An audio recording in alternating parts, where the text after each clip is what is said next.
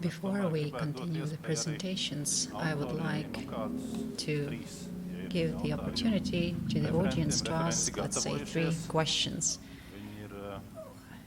Our speakers have prepared for this event, and that's your opportunity to ask them questions. Raise your hands, please. Please take the microphone. I have a question to Andis. Why do we need to demarcate the port territory? We know that there's a global trend now in the world that the port is developed as the continuation of the city. Maybe we just should mark the territories which are dangerous. A good question. Thank you. At the time, it was correct to discuss the possibility of demarcating the port border. We could demarcate the custom areas, which would be very convenient from the trade and logistics perspective to facilitate cargo handling, and it would also facilitate safety. We cannot look at this only from the point of view of environmental safety, but we have to think of other safety issues, as it's a customs area. We need borders, otherwise we don't need to demarcate the borders of the city at all. Yes, well, the port is important for the taxation system, for trade, and there are these invisible borders which have to be taken into consideration. Do you have any other questions to the speakers? Maybe from the historical perspective?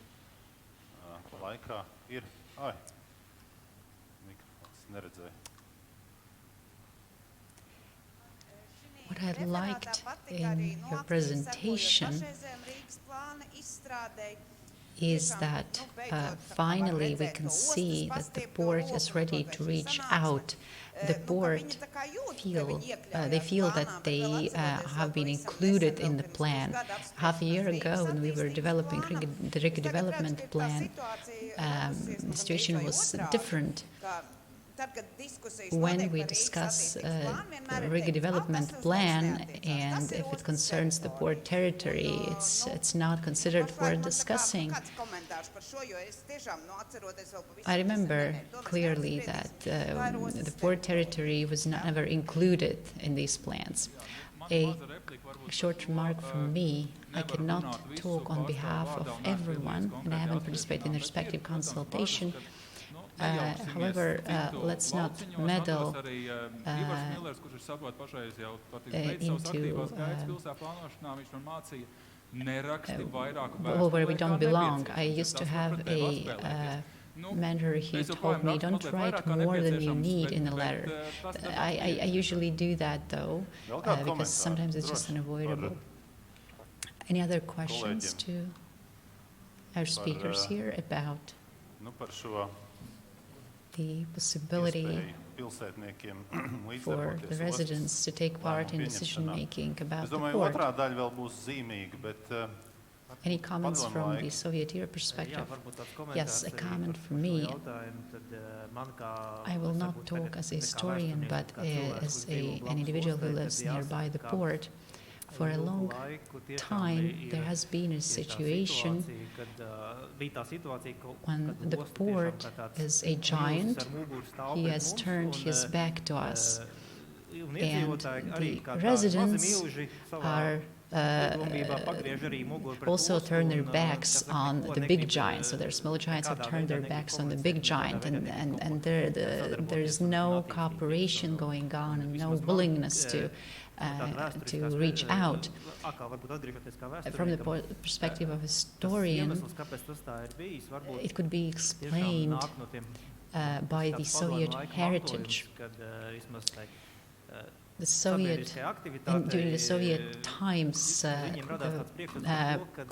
members of public did not feel like engaging in the public processes, as their opinion was not even asked, and everything would be taken care of without them, their involvement.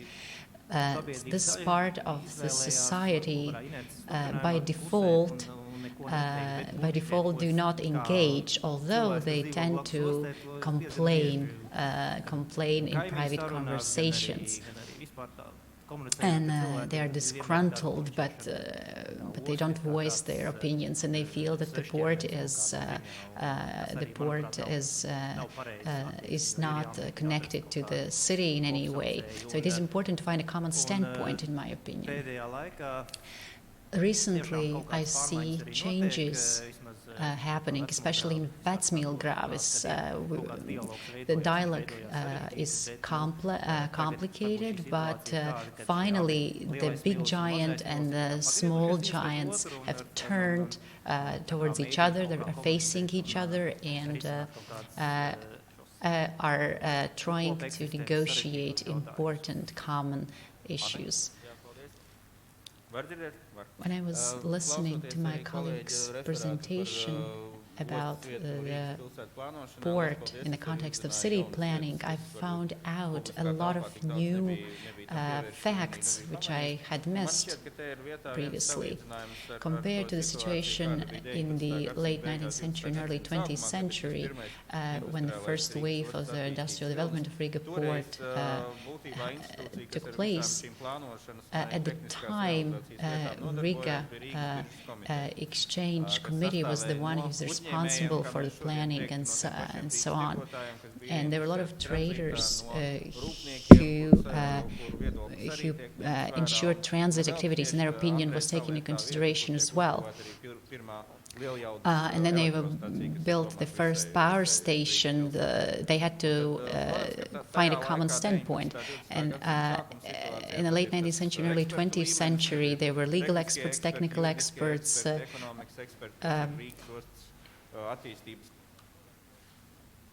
and other kinds of experts.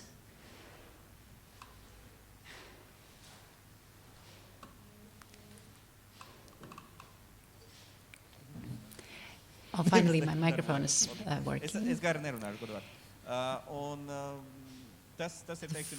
First experience, that was the first experience of involving experts in discussing the future of the port. And during the Soviet times, as my colleague mentioned, it was a closed military territory and was segregated from the city. Now we are back to the situation when we involve experts and also the community, the residents, and hopefully that will yield the desired outcomes. It is never easy, though, to reconcile various interests. It doesn't matter if it's democracy, monarchy, or any other form of statehood. We should preserve the port as the core of the city and then observe how it will influence its development. Historically, Riga has never existed without the port. If we remove the port, it's a totally different city with different circumstances. That's all. Thank you. Another question? Please pass the mic. I have a question about city planning and the construction of the North Bridge. In many port cities, we see that they have so-called drawbridges. Why aren't you considering the possibility of constructing a drawbridge, as building a tunnel would be very pricey? And for the high bridge, we need to develop the road infrastructure as well, the access roads. So the question about the possibility of building a drawbridge instead of a north crossing or north bridge. Your question is up to the point. We reviewed various technical solutions, and my colleagues did not prefer the drawbridge as it didn't work technically, and then we were looking for an alternative way of circumventing the city center. We had problems with funding, I won't deny that, and we had to think how to deflect the traffic from the city center. So we had to ensure a smooth technical solution without congestions, which meant we needed to establish public-private partnership. So if we had delayed the decision even longer, our private partner wouldn't have been satisfied. So with regard to the bridge you mentioned, we chose the deep tunnel, which was a better solution from the engineering perspective. Thank you. We will continue with our presentations.